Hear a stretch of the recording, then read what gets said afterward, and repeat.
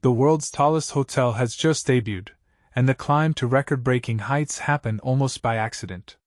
Dubai, a new height is dominating Dubai's skyline, and it arrived almost serendipitously.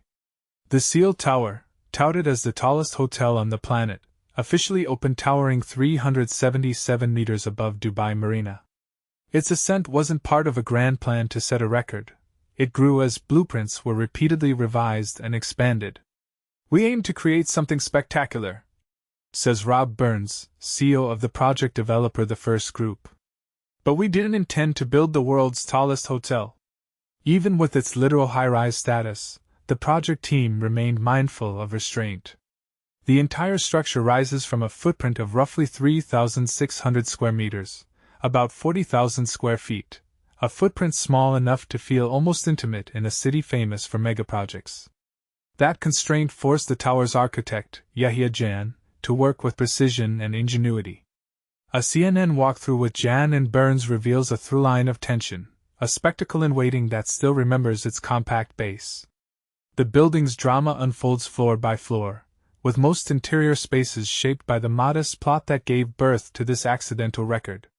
The entrance embodies this tension, luxurious, yes, but not the over-the-top Dubai entry one might expect. Instead of a grand lobby loud with water features or statues, visitors encounter soft lighting, curved lines, and a sense that the space was designed for what little room exists. "It was a very challenging project for us," Jan notes. "The property is irregular in shape. For a tower of this scale, the site could have been larger. But the best work happens when the challenge is greatest." Thus, the lobby remains compact, with grandeur gradually revealed as the building climbs. The same philosophy informs the rooms: clean lines, neutral tones, and smooth textures that feel restrained compared with Dubai's notorious resort opulence. Yet the 1,004 rooms across 82 floors offer panoramic views of the Marina, Palm Jumeirah, and the Gulf, which do much of the heavy lifting for the design. Burns acknowledges the numbers.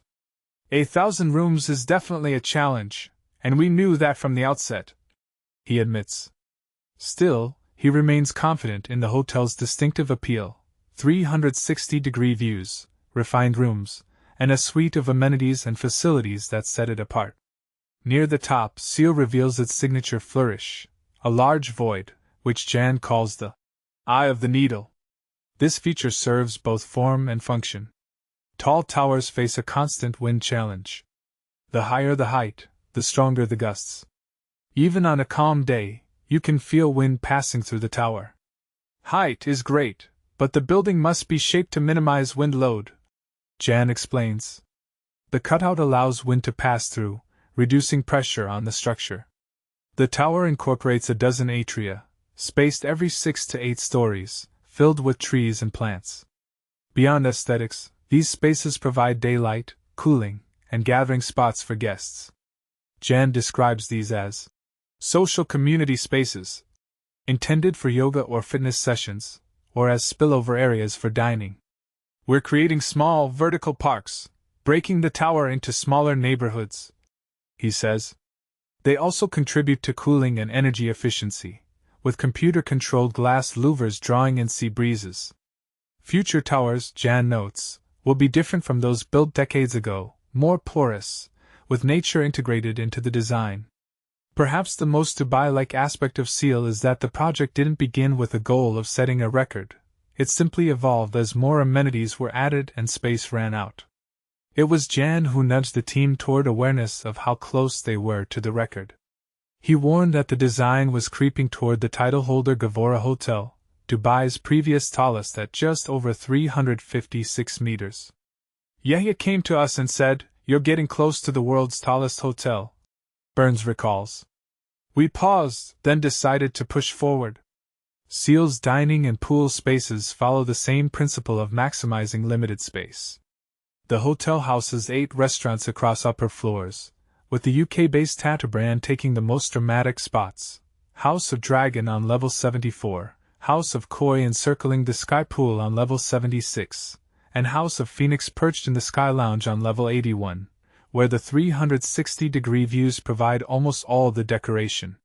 There are 3 pools, but the one that matters sits on level 76, the infinity pool sheltered within the wind-channeling void. It isn't expansive, yet the illusion is that the water simply vanishes into the sky. Ciel isn't Dubai's most extravagant hotel in the traditional sense. It lacks the oversized lobbies or beachfront spread of some palm properties. Instead, it demonstrates what can happen when a city accustomed to excess chooses restraint. Public spaces feel elegant without being overstated. Rooms offer comfort, and the views, especially from the upper floors and the sky pool, justify the decision to place a 377-meter hotel on a relatively modest plot. Ciel adds another silhouette to a skyline that changes as quickly as it rises. Whether it will hold the record for long remains uncertain. In Dubai, even superlatives become challenges, inviting fresh questions and conversations about what comes next.